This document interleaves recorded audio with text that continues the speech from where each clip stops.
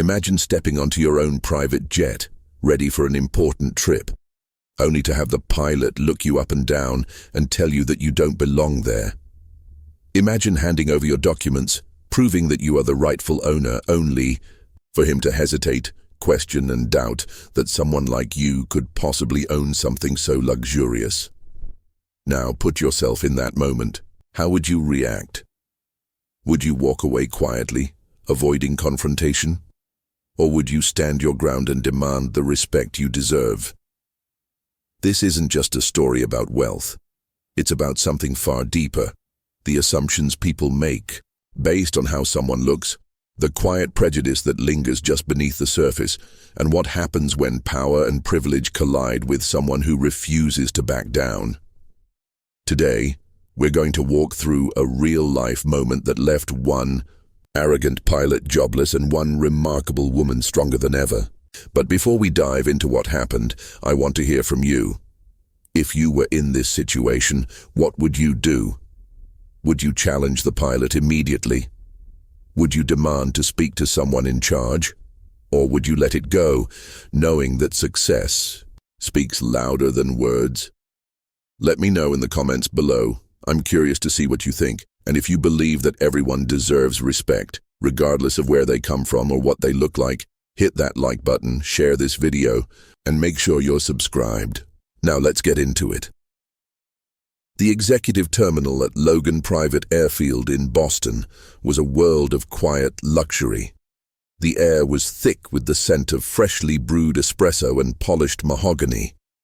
Floor-to-ceiling windows framed a fleet of sleek, private jets resting on the tarmac, their metallic exteriors gleaming in the afternoon sun.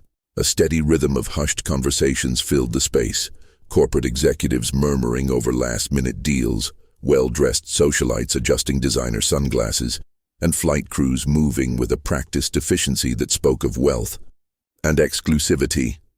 Among them, Vanessa Carter walked with the effortless grace of someone who belonged. She didn't need to announce her presence with flashy jewelry or ostentatious designer logos.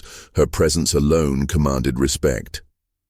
At 52, she had built a medical technology empire from the ground up, revolutionizing the way hospitals operated with her innovations. She wasn't just successful. She was the very definition of self-made. Her attire was simple but impeccable, a navy blue blazer, tailored white blouse, and wide-legged slacks that flowed elegantly with each step. Her natural curls framed a face that held both wisdom and quiet strength. She carried only a sleek leather carry-on and a tablet tucked under her arm, her focus entirely on the deal she was about to close in Chicago. This meeting could open doors for her company on a global scale. The years of hard work, the sacrifices, the long nights, they had all led to this moment. Vanessa approached the concierge desk, where a polished young woman with a pleasant smile greeted her. "Good afternoon, Dr. Carter. Your aircraft is being prepped for departure. Captain Reynolds will be with you shortly." Vanessa nodded. "Thank you." She stepped aside, allowing her gaze to drift toward the jets lined up outside. Each one was a testament to success, to the kind of life people worked tirelessly to achieve. And she had done just that, worked tirelessly. She had earned her place in this world. Still, she was no stranger to the silent, questioning glances that often followed her in spaces like this. The way people's eyes lingered just a little longer, trying to place her, to make sense of why she was here. Sometimes they assumed she was a celebrity, a politician's wife, or maybe a high-powered attorney. Few ever considered that she was the one signing the checks, the one making the decisions. She had long accepted that people would make their own assumptions. But today, she was about to be reminded yet again that some people refused to believe a woman like her could be the one calling the shots.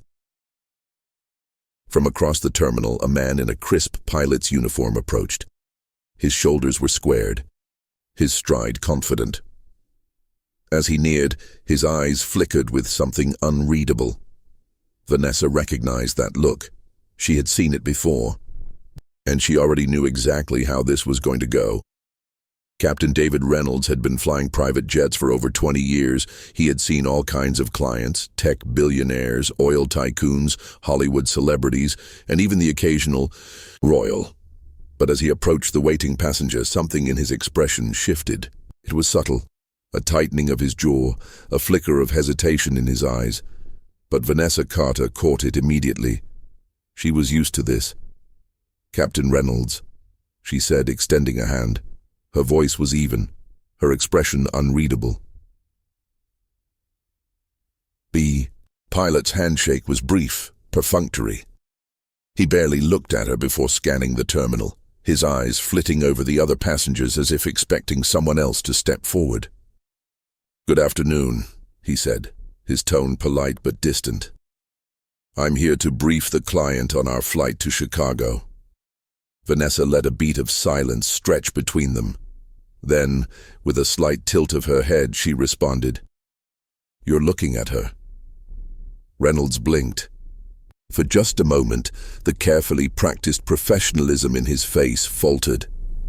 Then he let out a short chuckle, the kind people use when they think they've misheard something.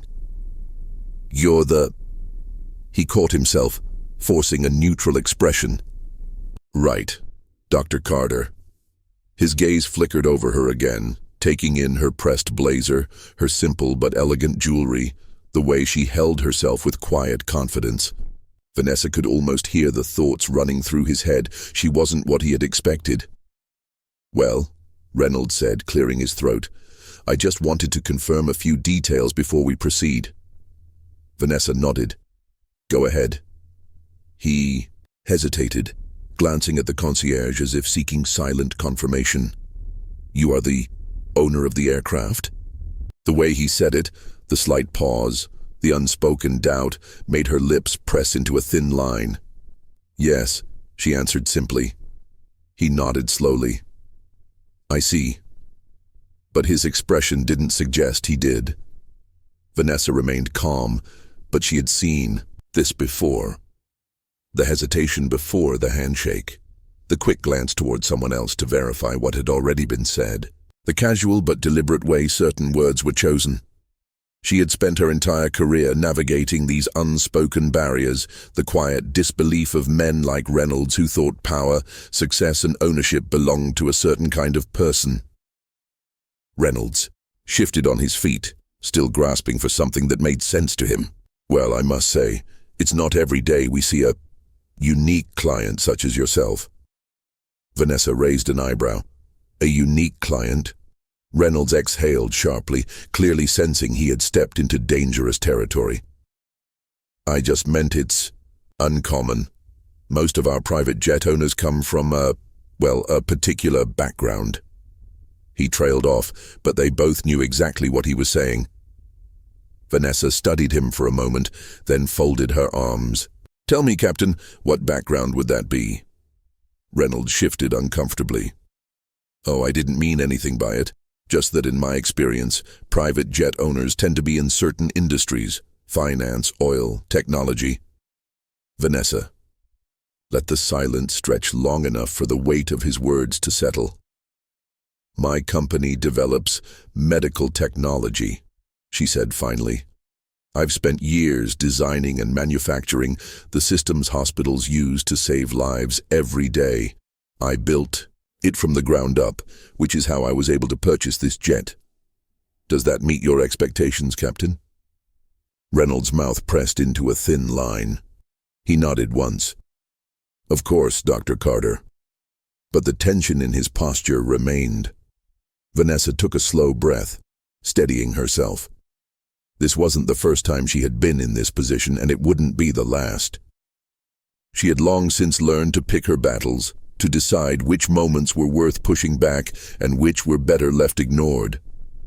But something about Reynolds, his demeanor, his unwillingness to fully mask his discomfort, told her this wasn't over. And she was right, because as he turned to walk toward the aircraft, she heard him mutter, just loud enough for her to catch, "Wonder who she inherited it from." Vanessa's jaw clenched. It was meant to be under his breath, a thought he hadn't planned to say out loud. But he had, and now there was no taking it back. She could have let it go, could have ignored it like she had ignored 1,000 comments, just like it throughout her career. But not today. Captain Reynolds. Her voice was calm, steady, but there was something in her tone that made him stop in his tracks. Slowly he turned back to face her. "Is there a problem?" she asked. Reynolds hesitated. His face was carefully neutral, but she saw the flicker of frustration in his eyes. "No problem," he said stiffly. "Just making my final checks before takeoff." Vanessa held his gaze for a moment longer, then nodded. "Good, because I expect nothing but professionalism on this flight." Reynolds forced a tight smile. "Of course, Dr. Carter." But as he turned and walked toward the jet, she knew this wasn't the last she would hear of it. She had dealt with men like Reynolds before, and she knew exactly how this was going to play out. Vanessa watched as Captain Reynolds strode toward the aircraft, his back straight, his movements stiff with barely concealed irritation. His muttered remark still hung in the air between them, unspoken but undeniable. She had spent years ignoring comments like that, brushing them aside in the name of professionalism. But today, with her company's future riding on this flight, with the weight of yet another battle for respect pressing down on her, she wasn't about to let this one slide. She followed him toward the jet, her heels clicking against the polished tile floor with measured precision. "Captain Reynolds," she called. He turned, barely masking his exasperation. "Yes, Dr. Carter." She came to a stop in front of him, her expression composed but firm. "I want to be very clear about something before we take off. This is my aircraft. I own it. I paid for it. And I expect to be treated with the same level of professionalism and respect that you would offer any other client." Reynolds exhaled, through his nose, forcing a tight smile. "Of course. I never suggested otherwise." Vanessa tilted her head slightly. "Didn't you? Because from where I'm standing, your attitude suggests otherwise. The hesitation, the questioning, the way you looked around as if expecting someone else to step forward. That wasn't professionalism. That was doubt." Reynolds straightened, squaring his shoulders. "I treat all my passengers the same, Dr. Carter." She let out a soft, humorless chuckle. "Is that so? Tell me, how often do you question a white man in a suit when he boards a jet like this?" His jaw tightened. "With all due respect, ma'am, I have a responsibility to ensure that everything is in order before takeoff. I was simply doing my due diligence." Vanessa's gaze didn't waver. "Due diligence?" "I provided my identification. The concierge confirmed my identity. Yet you still felt the need to question whether I belonged here." The quiet lounge around them seemed to still other staff members, subtly shifting their attention toward the exchange. The air between them was thick with unspoken words, but Vanessa wasn't done. "If you had any legitimate concerns about safety or protocol, you could have addressed them professionally. Instead, you made assumptions. And then, when confronted, you doubled down instead of owning up to it." Reynolds' face flushed, but he remained silent. Vanessa took a step closer, lowering her voice just enough to make sure her words landed where they needed to. "You see, Captain, I've worked my entire life to get where I am. I have fought harder and longer than most, and I have earned every single thing I own, including this jet. What I haven't earned is the right to be second-guessed by someone who refuses to accept that success doesn't come in just one color." A muscle in Reynolds' jaw twitched. He glanced around again, realizing that several nearby employees were now actively avoiding eye contact, pretending not to listen. He swallowed hard, his bravado slipping just slightly. "I never meant any offense, Dr. Carter," he said, his tone clipped but controlled. She studied him for a long moment before speaking. "Good, because I have no tolerance for unprofessionalism."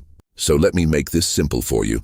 Either you are fully prepared to do your job, or I will find someone who is. Reynolds stiffened. Are you threatening my position? Vanessa's lips curved into a small, knowing smile. No, Captain. I'm giving you a choice.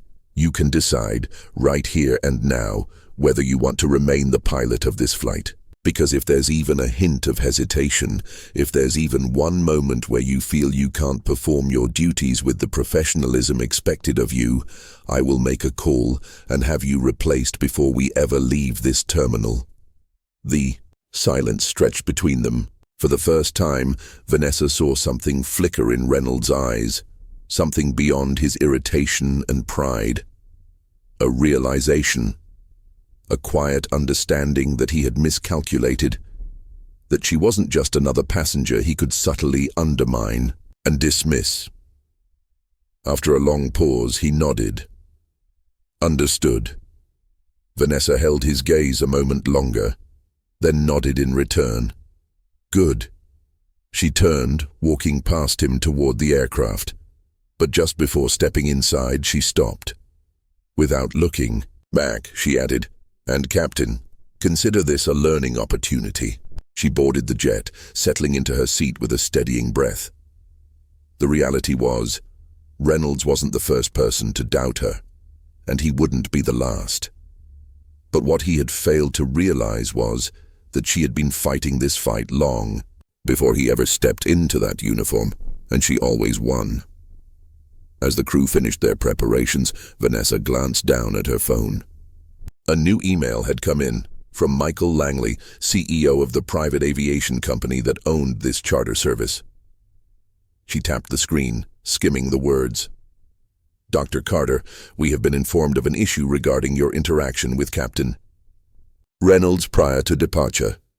Please rest assured that this matter is being taken seriously and we will conduct a full review. Your satisfaction and comfort are our highest priority. Vanessa exhaled slowly.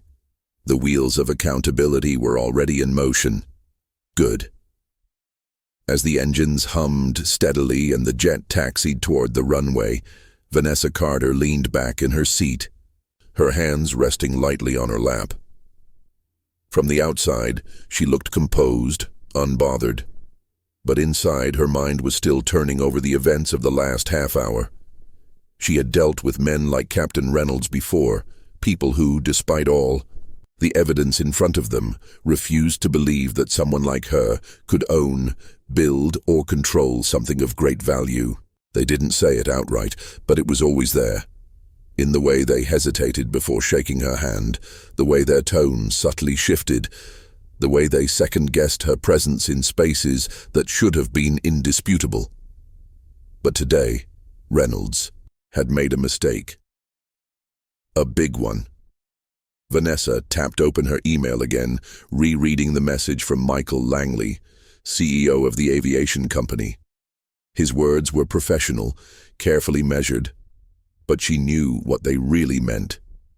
He had heard enough to know that something had gone wrong, and he wasn't going to let it slide. She clicked, Reply.